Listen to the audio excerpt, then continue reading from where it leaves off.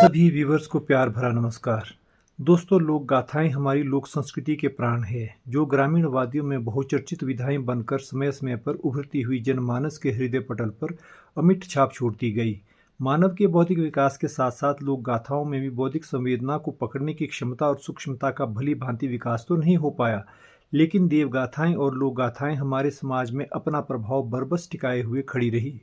प्रखर बौद्धिकता के अभाव में लोक गाथा संसार में अतिशयोक्ति और अतिरंजित जैसी कमजोरियां कई स्थानों पर जस की तस बनी रही, या फिर कई स्थानों पर लोक गाथाओं के मूल स्वरूप को मुख्य सुविधा के मुताबिक अपभ्रंश रूप में आगे बढ़ाया जाता रहा, जबकि यह स्थापित सत्य है कि लोक गाथाएं सदैव व्यवहारिक सत्य के मूल से उद्भासित हुई है। शिरगुल देवता की तीसरी राजधानी सराहां के अनेक प्रसंगों का अनुश्रवण आप विगत ब्लॉग्स में भी कर चुके हैं, जिसमें बिजड़ बिजाई और कुजाट की भूमिगत मूर्तियों के प्रकाश में आने की स्टोरी का विशेष रूप से विस्तार पूर्वक उल्लेख किया गया है। अब सराहां में बिजड़ देवता का मूर्ति रूप में पदार्पण, सराहां में बिजड़ देवता द्वारा मंदिर निर्माण के लिए गोपनीय ढंग से भूमि अधिग्रहण करना, बिजड़ देवता की बनी दो देवठियों यानी युगल मंदिर निर्माण के पीछे छिपे रहस्य, दोनों देवठियों के शिल्प कौशल, बिजड़ देवता मंदिर में शिवरात्रि पर्व पर की जाने वाली अनोखी पूजा आदि जीवंत एवं दिलचस्प संदर्भों को सुनने के लिए आपको ब्लॉग के अंत तक बने रहने के लिए समय देना होगा। ब्लॉग को देखने के साथ साथ चैनल को भी सब्सक्राइब कर लेना, जिसमें त्याग और बलिदान कूट कूट कर भरा हो, जिसका मूल ज्ञान और वैराग्य से प्रतिबिंबित होकर मानव समाज में परहित की अविस्मरणीय छाप छोड़कर जीवन का मार्ग प्रशस्त करता रहा हो, जिसका चरित्र सदा ही प्रकाश में कर्मशील रहा हो, जिसके संकट में कर्मों के अंश हमारे समाज में समय समय पर चमत्कारों में परिणत हुए हो, तो कर्मण्यता की ऐसी परिभाषा से परम आराध्य देव श्री गुरु महाराज का जीवन दर्शन भली भांति परिभाषित होता है, जिन्होंने भ्रातृ प्रेम की जीवंत मिसाल कायम करते हुए अपनी तीसरी राजधानी अपने छोटे भाई बिजट को समर्पित कर दी थी। क्योंकि श्री गुरु महाराज जानते थे कि सराहां से बिजट के ननिहाल है और सराहां पर बिजट का ही स्वामित्व और साम्राज्य रहना चाहिए। श्री गुरु महाराज की तीनों राजधानियों यानी शाया, जोड़ना और सराहां में से केवल सराहां ही ऐसी इकलौती राजधानी बन पाई जो बिजट देवता के नाम से विख्यात हुई। वसुंधरा पर से बिजट देवता का अंतर्धान होने के उपरांत छीणु को आवंटन में मिली सराहां राजधानी में बिजट देवता थान यानी देवठी निर्माण और उस मंदिर के प्रबंध संचालन के पूरे कर्तव्य और दायित्व को निष्ठा और ईमानदारी के साथ निभाने का अवसर मिल पाया। छीणु ने बिजट देवता मंदिर के संरक्षण और संवर्धन में कोई कसर नहीं छोड़ी। लोक गाथा है कि छीणु ने बिजट देवता के नाम पर आवंटित 14 परगना हामल, चेता, बड़गांव, चांजू, चंदलोक, चांदना, स्तोता, नेवल, किरण, शाक, प्यूंतरा, शंठा आदि के 14 जेलदारों और इन्हीं 14 परगनों में जनसंख्या आकार के अनुसार बनाए गए लगभग 100 नंबरदारों और 18 रजवाड़ों जैसे त्रोच, रितेश, बलसन, ठियोग, क्यूंठल, बागल, बघाड़, बेजा, महलो, कुठाड़, अर्की तथा सिरमौर रियासत के आंच भोज, लादी भोज, जेल भोज, महल भोज, कांगड़ा भोज आदि के विशिष्ट व्यक्तियों को बिजट देवता थान सराहां में मूर्ति निर्माण, मूर्ति स्थापना और देव यजन के समस्त कार्यों को मूर्त रूप देने के आशय से सराहां बुलाया गया।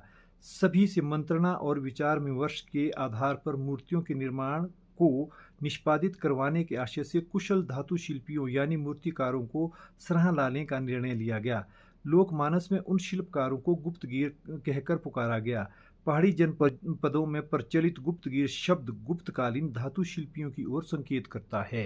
बिजट देवता के खजाना के लिए जन सहयोग से इकट्ठे किए गए सोने और चांदी से मुख्यतः शिरगुल, बिजट, चंद्रेश्वर, कुजाट, बिजाई और भिखारिणी की मूर्तियां बनवाई गई। उनके साथ साथ अन्य देवी देवताओं की अनगिनत मूर्तियों का निर्माण करवाया गया। स्वर्ण मुद्राओं से जड़ित श्रीगुल महाराज और बिजट देवता की बेशकीमती मूर्तियां आज भी बिजट देवता मंदिर की मुख्य पूजा में 12 गजमुखी सिंहासन पर विराजमान है। इनमें 7 हाथियों पर बिजट देवता और 5 हाथियों पर श्रीगुल देवता की मूर्तियां स्थापित है। यह भी जनश्रुति है कि तत्कालीन निर्माण कार्यशाला से एक एक पालकी सोने और चांदी की, 3 स्वर्ण और 8 रजत छड़ियां, 3-3 जोड़ी ढोल और करनाल, 2 रणसिंगा और 1 जोड़ी नगाड़ों की चांदी से बनकर निकली है। बिजट देवता के थान यानी एक मंजिली देवठी की मूल पूज में मूर्तियां हरिद्वार से गंगा स्नान के पश्चात सनातनी परंपराओं के अनुरूप स्थापित करवाई गई। इन्हीं कारणों से बिजट देवता का शाही स्नान स्थल आज भी अर्की पौड़ी हरिद्वार माना जाता है। लोक श्रुति है कि सराहां अर्थात सरालडा रियासती काल के पूर्वार्ध में किसी रियासती शासक के अधीन रहा है, जिनकी वंश परंपरा में दुधमा का जन्म हुआ माना जाता है। दुधमा का विवाह शाया के ठाकुर भुकुड़ के साथ हुआ। इसका आद्योपांत उल्लेख विगत ब्लॉग्स में भी हुआ है। देव परंपराओं का एक अत्यंत रहस्यमय मर्म सदैव जनमानस के समक्ष उभर कर आया है कि जिस भी भूभाग पर देवी देवताओं का मूर्ति रूप में अवतरित होने का समय आ गया हो तो वहां से मानव सभ्यता धीरे धीरे खुद ब खुद सिमटती जाती है। ऐसी अदम्य घटनाएं श्रीगुल देवता की दो राजधानियों जोड़ना और सराहा में घटित होती देखी गई है। सराहा से रियासती ठाकुर या फिर राणा की वंश परंपरा थम जाने के पश्चात सराहा में बिजट देवता के मूर्ति रूप में आविर्भाव काल के दौरान हामल परगना के राजपूतों के केवल 3 ही कबीले मौजूद थे। इनमें मुदौना के मुदऊ, सराहा के सराल और दभास के धंटा के नाम गिनाए जाते हैं। हामल परगना के सबसे पहले पुश्तैनी घराने इन्हीं तीनों राजपूतों के माने जाते हैं। जनश्रुति है कि सराहा में श्री गुरु महाराज की तीसरी राजधानी स्थापना के दौर में छीणों का सराहा में निवास एक स्वाभाविक तथ्य को उद्घाटित करता है। यह भी लोक मान्यता है कि एक समय में सराहा में छिंटा देवा के 18 परिवार बस चुके थे, मगर देव कार्य निष्पादन में एक रूपता को भंग करने और देव परिसर में अशुद्ध कार्यों को अंजाम देने वाले छिंटा देवा को सराहा से निर्वासित होना पड़ा था। निर्वासन का तात्पर्य यह नहीं है कि छिंटा देवा को बिजट श्रीगुल देव परंपरा से बिल्कुल ही हटा दिया गया, बल्कि आज भी सराहा में अगर कोई बिजट देवता मंदिर से संबंधित कार्य करवाए जाते हैं तो पुरातन देव परंपराओं का पालन करते हुए सबसे पहले छिंटा देवा सर्कली और उसके साथ साथ चिवना के नंबरदार से पूछताछ की जाती है। बिजट देव संस्कृति के प्रमुख कारदार होने से ही सर्कली के नंबरदार को बिजट देवता का गुर यानी माली कुरो का एलागो कहकर पुकारता है। इसका शाब्दिक अर्थ है कि छीणु वंशावली का छिंटा देवा ही बिजट देव परंपरा से जुड़े किसी भी कार्य को निभाने में अग्रणी भूमिका में रहते हैं। इस पर सर्कली के छिंटा देवा मोर सिंह के साथ हुई भेंट वार्ता के अंश इस प्रकार से हैं। जोरदार और इस सराहा में बिजट महाराज चुड़ेश्वर महाराज की कृपा से हम सदियों से चूड़धार और सराय में जुड़े हैं। जब भी कोई देव कार्य होता है, मंदिर का होता है, शांत होती है, तो हमारी उसमें मेन भूमिका रहती है सर्कली वालों की। और हम यहाँ 8 नंबरदारी है, 4 ठुंडू की, 2 देवे की, खदर की, 1 शुनुकटो के पास है। उसमें मेन वो हमारा रोल रहता है। और जब भी कोई बिजट महाराज नहान में जाते हैं या दौरे में जाते हैं, एक बारी साल में देवठन में जाते हैं, तब भी हमारे को वहाँ पर जाना पड़ता है और इजाज़त महाराज बोलता है कि इसमें सर्कली वाले नंबरदार की इजाज़त लगती है। तो बाकी कोई भी कार्य होता है, देव कार्य चूड़धार सराय में, उसमें हमारा मेन वो है रोल महाराज के साथ का। ये सदियों से चला आ रहा है, ऐसा नहीं है कि आज का है। ये हमारे कई सैकड़ों साल से चला आ रहा है। बिजट देव परंपरा से जुड़े हामल परगना के जेलदार कृपाराम से हुई मुलाकात के अंश भी आप तक संप्रेषित किए जा रहे हैं। हमारे पास जो है जी जलदारी, वो है बहुत पुरानी राजा के टाइम की, अभी तक भी हमारी जलदारी चली हुई है। तो हम जलदार का काम ही होता था, हम नंबरदारों को सूचित करता था। नंबरदार होते थे वो भी बने जलदार के कहने से राजा ने बनाए, जब नंबरदारियाँ दी, बांट के दी सबको। तो उनसे पूछा गया कि हाँ भाई अब तुम क्या काम करेंगे। तो उसमें जलदार ने बोलना है कि भाई इनको नंबरदारों को जलदार ने बोलना है कि भाई फलाना काम है, या मंदिर का काम है, सराय का काम है, चूड़दार का काम है। तो वो फिर नंबरदारों को बोलते थे कि भाई ये फलाना काम है, इतना आदमी पर चाहिए। सब नंबरदार आप अपने नंबरदारी से इतना आदमी को इकट्ठा करना और ले जाना। लोक गाथाओं से जानकारी हासिल होती है कि जब बिजट देवता और अन्य देवी देवताओं की मूर्तियां भूलना खाड़ा पंजा कोरक चेता के भालू गांव से होकर सराहा पहुंची तो सर्वप्रथम उनकी प्रतिष्ठा वर्तमान देवतियों के साथ ऊपर वाले भूभाग पर हुई, जिसका नामकरण स्थानीय बोली में थान हुआ, यानी ऐसा स्थल जहां चारों ओर से पत्थर की चिनाई कर एक वर्गाकार ड्योढ़ी सी बनाई गई। इसी थान यानी ड्योढ़ी का वर्णन लोक गीतों में भी भली भांति हुआ है। जैसे बोशो टिपुए पाण रे देवा थानो दोसराए रे।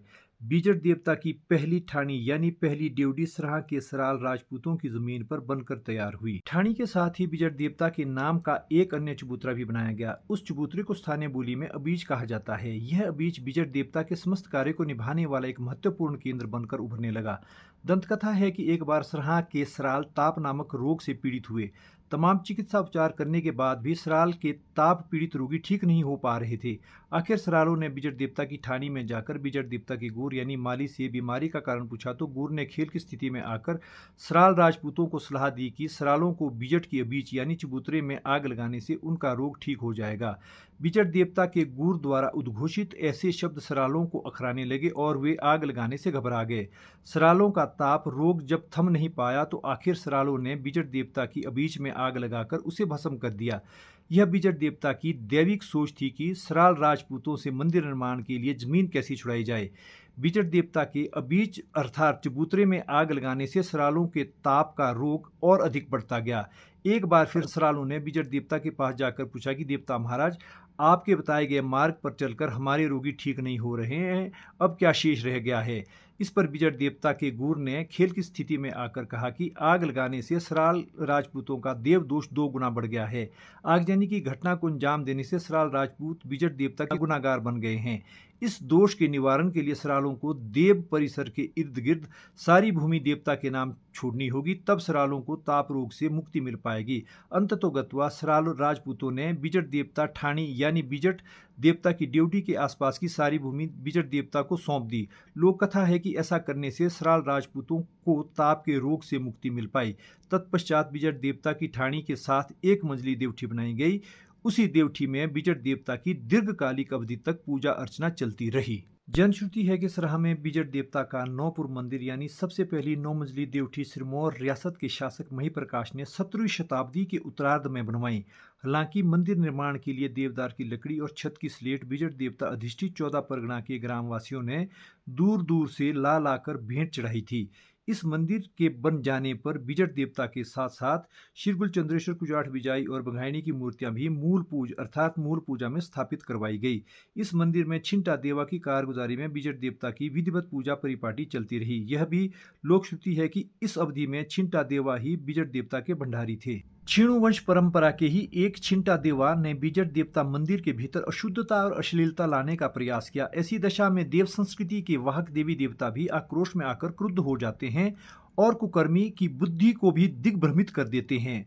देव संस्कृति के विपरीत कार्य करने पर देवा छिंटा को बिजट देवता मंदिर से निष्कासित किया गया, मगर क्षीणु वंशावली का होने के कारण वह भी मंदिर छोड़कर जाने को तैयार नहीं था। लोक कहावत है कि आखिर उसे मंदिर से बाहर निकालना बहुत कठिन होता जा रहा था। उस पर मारपीट और धक्का मुक्की में छिंटा देवा से रक्त के छींटे देवठी की पौल यानी मंदिर की सीढ़ियों में पड़ने से मंदिर अपवित्रता और अपवाद के घेरे में आ गया।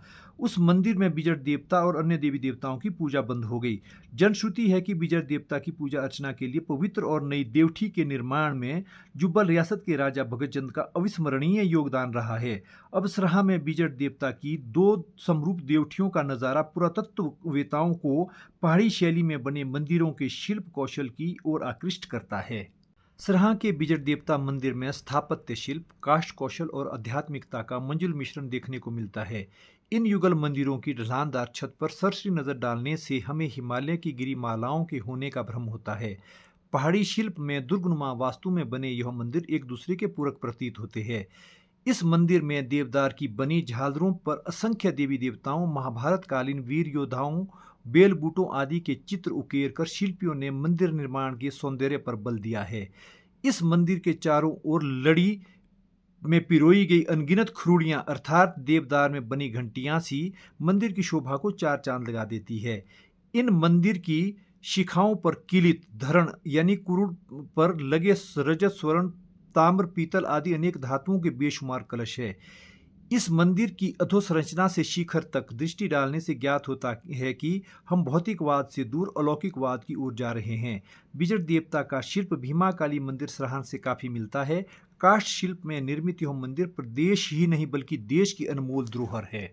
बिजट देव परंपरा में मेलों और त्योहारों की झड़ी सी लगी है। इस सप्ताह 8 मार्च को शिवरात्रि का पर्व होने से बिजट देवता मंदिर सराहा में इस अवसर पर विशेष पूजा अर्चना की जाती है। एक पुरातन परंपरा के अनुसार सिताइक पुजारी शुनकटे भेड़ की ऊन की कताई करते करते एक धागा तैयार करते हैं, जिसकी माला बनाकर शिवरात्रि पर्व पर अर्धरात्रि को बिजट और शिरगुल की मूर्तियों पर वह माला स्थानीय बोली के मंत्रों के साथ चढ़ाई जाती है। देवी देवताओं के मुकुट के लिए भीगे भीगे चावल के दाने चढ़ाए जाने का रिवाज है। इस पर नवयुक्त पुजारी सिताइक शुनकटा कुलदीप शर्मा के साथ हुई वार्ता के अंश व्यूअर्स की जानकारी के लिए परोसे जा रहे हैं। जो मुझे जो कातेला हो जी है शिवरात्रि का व्रत है, जिनके बारे थे रात है पूजा राते पूजती को ऐसे माला मारे चौड़ो है, जिन रखे हमें माला मोकटो बोलो, एक माला चौड़ो रखे मोकटो चौड़ो। अगर आपको यह ब्लॉग अच्छा लगा हो तो वीडियो को लाइक करें और इस अक्षुण्ण देव संस्कृति को अधिक से अधिक लोगों तक पहुंचाकर देवाशीष के भागीदार बने। हर हर शिरगुल, घर घर शिरगुल।